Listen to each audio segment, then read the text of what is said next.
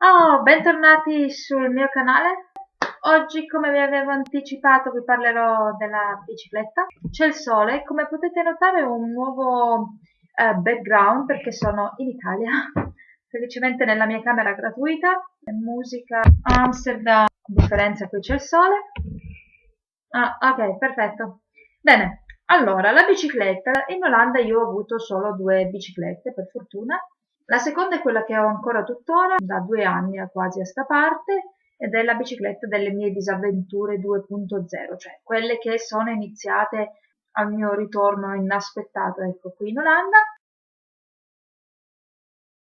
Mentre il primo amore, ragazzi, non si scorda mai, il primo amore, e mi ha seguita dal primo all'ultimo giorno. Ad Amsterdam, quando ho cambiato la prima famiglia, e i 2 anni che sono rimasta a Rotterdam.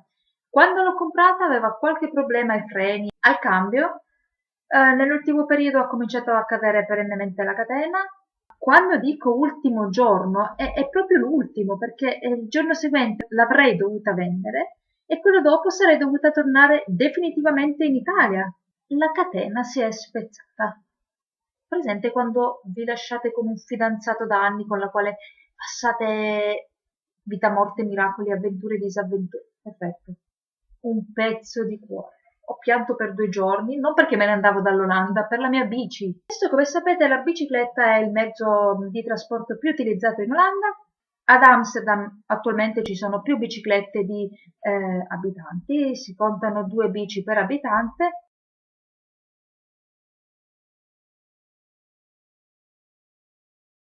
Amsterdam.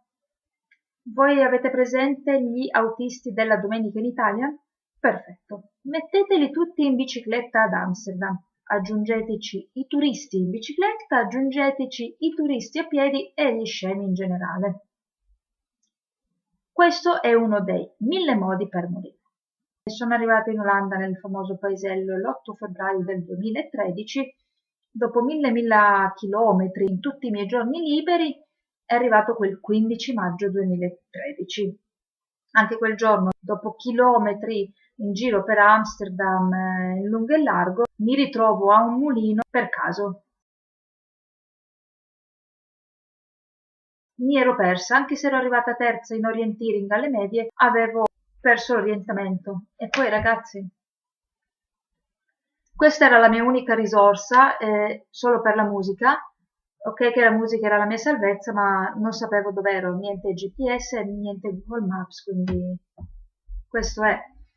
Arrivo a questo mulino, entro nell'ennesimo negozio di bici usate, quella che costava tanto, quella che costava troppo poco, quella che non gli funzionavano bene i freni, quella troppo alta, troppo bassa, io dovevo toccare con i piedi assolutamente, alla fine pago, non toccavo con i piedi, non toccavo nemmeno con le punte, mi mancavano tipo 10 centimetri dal pavimento alle mie punte dei piedi.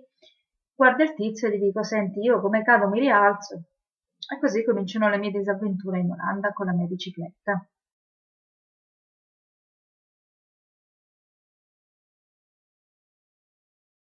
E con questa video ero altro che pantani, cioè i miei record, i miei 7 chilometri in 16 minuti in mezzo alla città, portiere di macchine aperte all'improvviso, cioè, avete idea, disavventure proprio, eh. Tra queste ovviamente ci sono le famose cadute, le cadute, le cadute e le cadute. Sono caduta una volta con questa bicicletta, ma prima della caduta già c'era stato un accenno di disavventura ed era la catena. La catena ha cominciato a cedere. Un giorno piove, ovviamente, la catena cade e sono anche distante da casa, sono nel centro di Rotterdam. Beh, mi fermo alla stazione, c'è il tizio che aggiusta le bici, vado dal tizio e dico: Senti, mi puoi tirar sulla catena perché ho anche il copricatena, senza attrezzi, come faccio? Sì, la puoi venire a prendere domani, sono 20 euro. Grazie, arrivederci. Prendo la bici e me la faccio a piedi fino a casa. Ma prima di arrivare a casa ero disperata, pioveva, sta bicicletta mi serviva e mi fermo in una casa illuminata. Suono e una grazia di Dio, questa famiglia con la luce del loro iPhone mi aiuta a tirar sulla catena, ad aprire ovviamente il copricatena e a richiuderlo.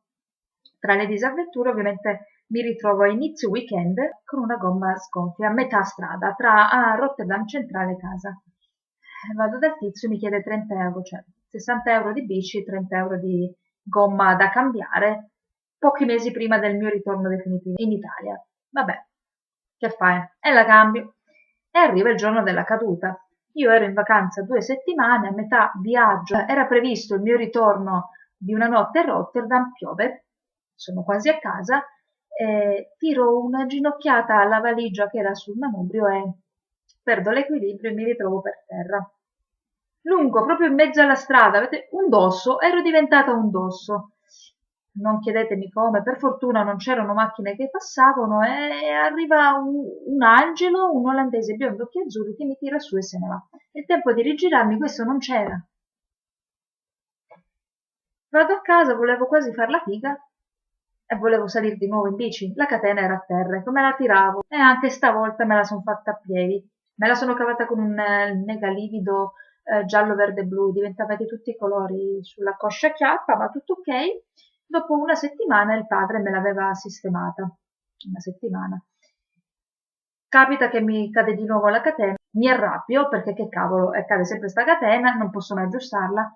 Un'altra settimana senza non si può fare, così, pum, tiro un calcio forte alla copricatena e lo spezzo a metà. Da quel giorno in poi ho imparato a tirare sulla catena, una bellezza, e praticamente andavo avanti 10 km, tira su catena, 4 km, tira su catena, andavo avanti così.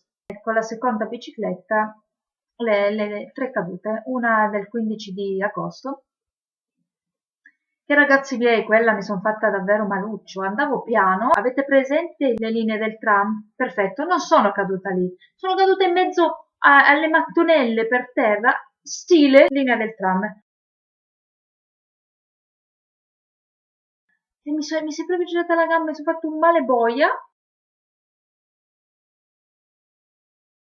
Non mi sono alzata per un giorno intero dal letto. Ovviamente tra le varie disavventure e le varie cadute io non esco perché c'ho sempre sonno, non c'ho vita sociale, non anda. Decido di uscire a fine agosto per incontrare degli amici. Decido anche di perdere l'ultimo traghetto perché me la sarei fatta in bici con l'altro traghetto, non c'era problema.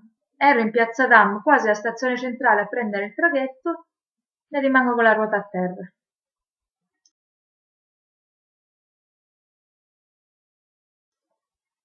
Quindi mi tocca prendere una bici della stazione, no? Senza freni.